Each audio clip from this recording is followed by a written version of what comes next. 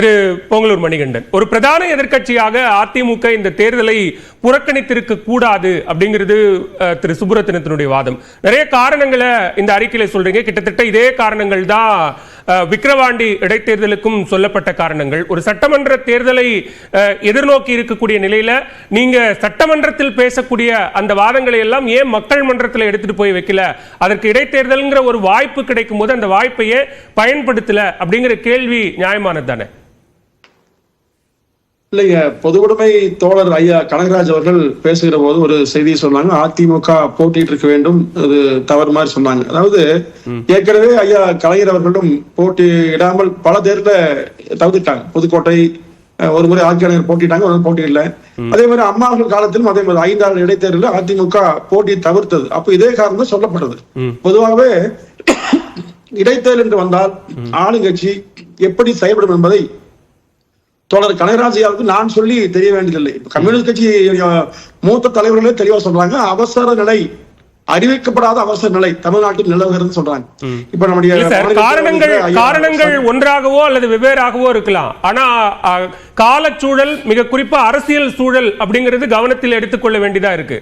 அதிமுகவினுடைய அரசியல் சூழலை கவனத்தில் கொண்டு இந்த இடைத்தேர்தலை புறக்கணித்திருக்க கூடாது அப்படிங்கிறது தானே முக்கியமானதா இருக்கு.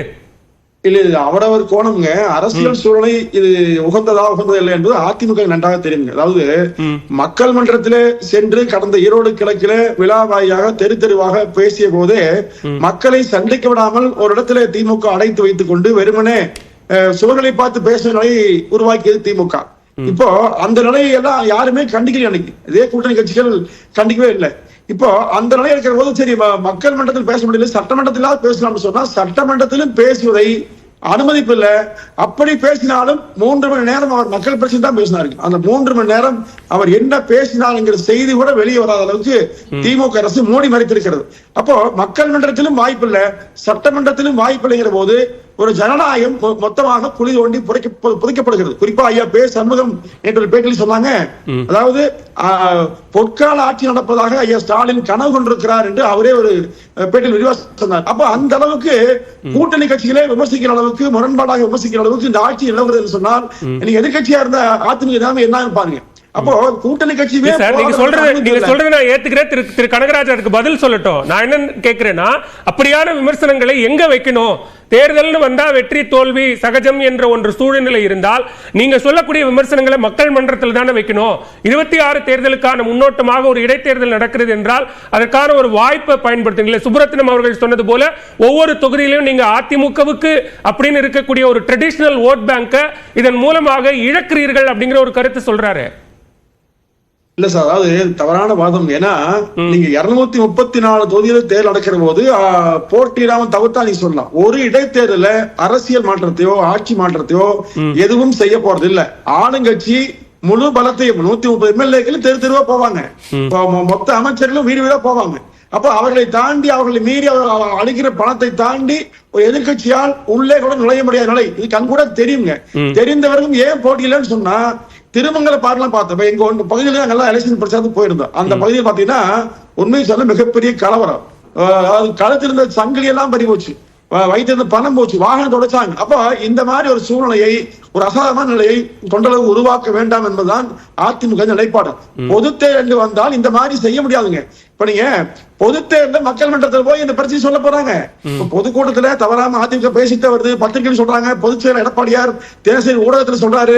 ஆனா ஒரு தேர்தல் சொன்னா மட்டும்தான் அது மக்கள் மன்றம் எப்படி நினைக்கிறீங்க? அதாவது வரக்கூடிய ஒரு தொகுதிக்கு இடைத்தேர்தல் நடக்கும் போதுதான் சார் ஒட்டுமொத்த கவனமும் அங்க இருக்கும். கடந்த ஆண்டு ஈரோடு கிழக்குல நடந்த நீங்க சொன்ன குற்றச்சாட்டுகள் தேர்தல் ஆணையத்தினுடைய கவனத்திற்கு கொண்டு போகும்போது அது உடனடியாக செய்தியாவதோ அல்லது புகாராக பதிவாவதோ சரி, விக்கிரவாண்டியில நடந்த சம்பவங்களும் சரி, அப்படி ஒரு தொகுதி மேல ஒட்டுமொத்த போக்கஸ் இருக்கும்போது நீங்கள் சொல்லக்கூடிய குற்றச்சாட்டுகள் புகாரா மாறும், அது செய்தியா மாறும். நீங்க பொது தேர்தல் அப்படின்னு வந்துட்டா அது நிறைய புகார்கள் இருக்கும், தேர்தல் ஆணையம் அது மீது நடவடிக்கை எடுக்கிறதுக்கே ரொம்ப நீண்ட காலம் ஆகும் அப்படின்னு நிறைய சிக்கல்கள் இருக்கு இல்லையா? இல்ல சார், அம்மா இருக்கிற போது இதே மாதிரி பெண்ணாகரம் தொகுதியில அதிமுக போட்டியிட்டது. திமுகவுடைய தவறுகளை மிக வீரியமாக அம்மா அவர்கள் சொன்னாங்க. அன்றைக்கு திமுக இதே மாதிரி ஜனநாயகத்தை குழுவணி போய்த்து அதிகாரத்தை துஷ்பிரயோகம் செய்து அங்கே மிகப்பெரும் வெற்றியை பெற்றது. அதிமுக 3ஆம் இடம் போனது, இன்னும் சொன்னா அம்மா டெபாசிட் போனது, பாமக 2ஆம் இடம் பெற்றது. ஆனா ஒரே ஆண்டில் பொது தேர்தல் வந்த போது அதிமுக பெண்ணாகரத்தில் வெற்றி பெற்றது, இந்த மாநிலத்தில் ஆட்சியும் பிடித்து திமுகவை தோல்வி செய்துங்க. அப்ப எப்படி ஒப்பிடுவீங்க? இந்த ஒப்பீடு சரியல்ல. அதாவது இந்த தேர்தலில் போட்டியிடுவதால் எந்த பயனும் இல்லை, வீணாக கால விரைந்தான். அதாவது தேவையில்லாத செலவு, தொண்டர்களுக்கு சிரமம். இது காலங்காலமா பார்த்தாச்சு. திமுக செய்யக்கூடிய மிக கஷ்டமான சூழ்நிலையை அதிமுக சந்தித்திருக்கிறது. நான் சொல்றேன், கடந்த காலத்துல எல்லா கட்சியுமே இருக்குது, மறுக்கல. கனகராஜ் ரெண்டாவது தெரியும், அவர்கள் இந்த மாதிரி செய்யறவங்க அல்ல, கம்யூனிஸ்ட் கட்சி பொறுத்தவரை அவர்களும் இன்றைக்கு கண்டம் காலம் இருக்கக்கூடிய நிலை வந்திருக்கிறது என்பது வேதனைக்குரிய விஷயம். ஏன்னா ஜனநாயகம் என்பது இவ்வளவு மோசமா போகக்கூடாதுங்க. ஒரு இருமாப்போடு நாங்கள் தான் வெற்றி பெறுவோம், 200 வெல்லுவோம், எந்த தவறானும் செய்வோம்ங்கிற நிலையை திமுக மிக சுதந்திரமா இயங்குதுங்க. இப்போ அதிமுக பொதுச் செயலாளர் அந்த முழக்கத்தை முன்வைக்கிறாரு, நாங்களே 200 தொகுதியில வெல்வோம். ஒரு அரசியல் இயக்கமாக, கட்சியினுடைய தலைவராக, பொதுச் செயலாளராக அப்படி ஒரு முழக்கத்தை தொண்டர்களினுடைய உற்சாகத்திற்காக தொண்டர்கள் மத்தியில் வைக்கிறதுங்கிறது இயல்பு தானே. அந்த அடிப்படையில் அதிமுக பொதுச் செயலாளரும் பொதுக்குழு கூட்டத்தில் நீங்க இருமாப்போடு 200 சொல்றீங்க, நாங்களும் 200 தொகுதிகளை வெல்வோம் முழக்கத்தை அவரும் வச்சார்ல. இல்ல, தவறுகள் செய்கிற திமுகவை தோற்கடித்து 200 வெல்வோம் என்று அதிமுக சொல்வதற்கும் தவறுகளை செய்து கொண்டே 200 வெல்வோம் என்று இருமாப்போடு சொல்லும் வித்தியாசம் இல்லைங்களா? அப்ப இந்த தவறான ஆட்சியை, மக்கள் விரோத ஆட்சியை நான் சொல்ல, கம்யூனிஸ்ட் கட்சியை சேர்ந்தவர்கள், பிசிகாவை சேர்ந்தவர்கள், வேல்வர்கள் போன்றவர்கள் சொல்கிற குற்றச்சாட்டு சொல்றேன். மிக அதிகமாக திமுக கூட்டணி கட்சிகள் குறித்தோ அல்லது அக்கட்சி தலைவர்கள் பேசக்கூடிய கருத்துக்கள் குறித்தோ கவலைப்படுறீங்க. நான் அதுக்கான பதிலை அவர்கிட்டே வாங்கிக்கிறேன். திரு மணிகண்டன், திரு கனகராஜ், இங்க அரசு மீதான விமர்சனங்களை கூட்டணியில் இருக்கக்கூடிய கட்சிகளே முன்வைக்கக்கூடிய நிலையில எதிர்க்கட்சிகளுக்கு இருக்கக்கூடிய ஒரு வாய்ப்பு அப்படின்னா அது புறக்கணிப்பு தான். எனவே நாங்கள் அந்த முடிவை எடுத்திருக்கிறோம் அப்படிங்கிறாங்க. விமர்சனம் இல்லாம யார் இருக்கா உலகத்துல? அப்படி யாராவது ஒருத்தர் சொல்ல முடியுமா? அப்படிலாம் கிடையாது.